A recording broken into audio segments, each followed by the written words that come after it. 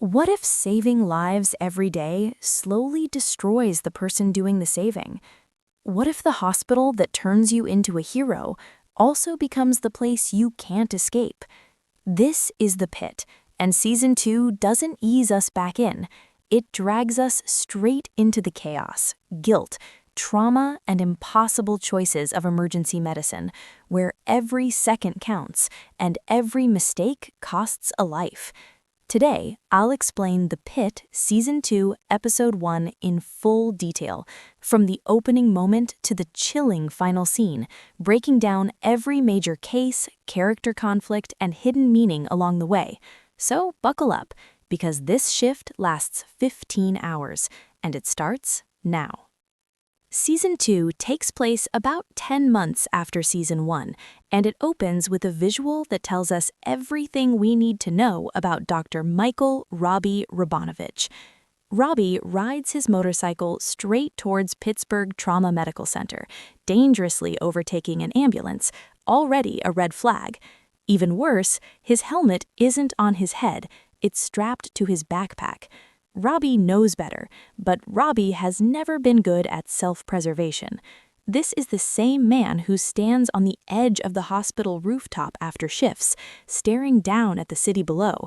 So yes, calling Robby passively suicidal isn't exaggeration, it's subtext. The date flashes on screen, July 4th, Independence Day, which in an ER means chaos, fireworks, alcohol, recklessness. The staff knows what's coming. Episode 1 covers only 1 hour of Robby's 15-hour shift, 7 a.m. to 8 a.m. That real-time structure returns from Season 1, grounding everything in urgency. Every conversation, every procedure, every argument is happening right now. But this shift is different, because this is Robby's last shift. After today, he's going on a 3-month sabbatical, leaving the Pit in someone else's hands. And that someone is already here. Before Robby even officially clocks in, we hear whispers. She arrived early. She met the night shift. She's already changed protocols. Dr. Baran Al-Hashimi, a former VA attending, has shown up ahead of schedule. She's implemented patient passports, efficiency metrics, and quality improvement changes. To her, chaos is a system failure, not an inevitability.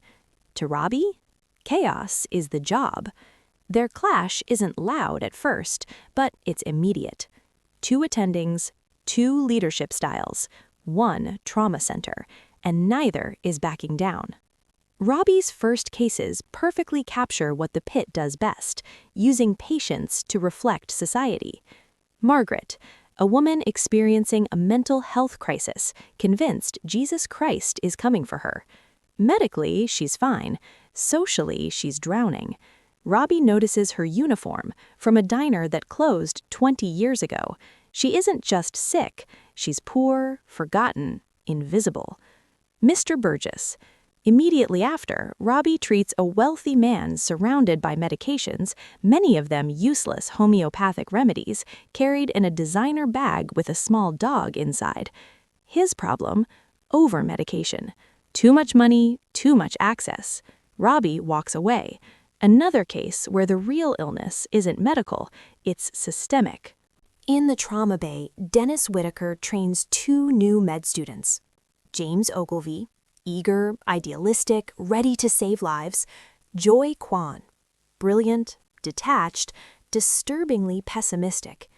Joy doesn't take simulations seriously. She doesn't believe effort matters if the patient is already dead. That attitude will matter later. A man is rushed in with a knife wound to the chest. No name, no ID, just blood. This is where the Pit becomes something else entirely. Doctors crack open his chest, hands massage his heart directly. Blood pools, time vanishes. Joy mutters that saving him is pointless. Robby hears that, and the look he gives her says everything. Because in this ER, you don't decide who deserves to live. When Robby orders a 180-degree lung flip, a move so risky it shocks the room, We see what separates him from Baran. Baran hesitates, Robby acts, and it works. The man survives. This is the soul of the pit. Neuroses, conflict, ego set aside when a life is on the table. Dr. Frank Langdon returns from rehab, warmly greeted by some, coldly avoided by Robby. Langdon wants accountability. Robby wants distance. He sends Langdon to triage, a move that feels like punishment. And then comes the twist. Langdon's patient, Lewis, is the man whose meds he stole last season. Lewis forgives him, but forgiveness from a patient is easier than forgiveness from yourself, or from Robby. An elderly man, Ethan Bostick, arrives with a DNR order. Med student Ogilvy thinks that means do nothing. Whitaker corrects him. A DNR doesn't mean you abandon a patient, it means you help them die with dignity. Bostick passes quietly. Whitaker honors the body.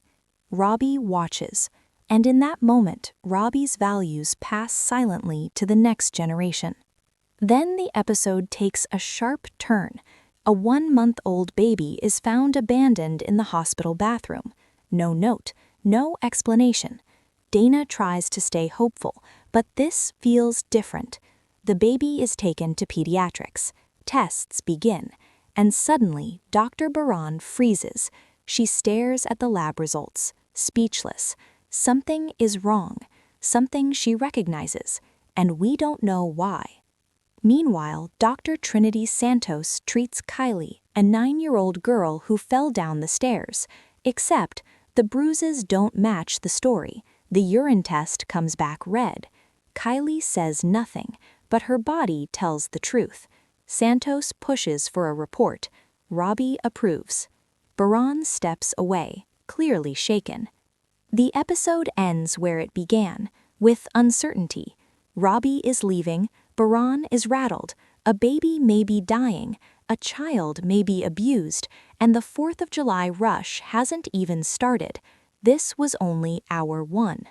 Season 2, Episode 1 isn't just a premiere, it's a warning about burnout, about leadership, about what happens when people who save lives forget how to save themselves.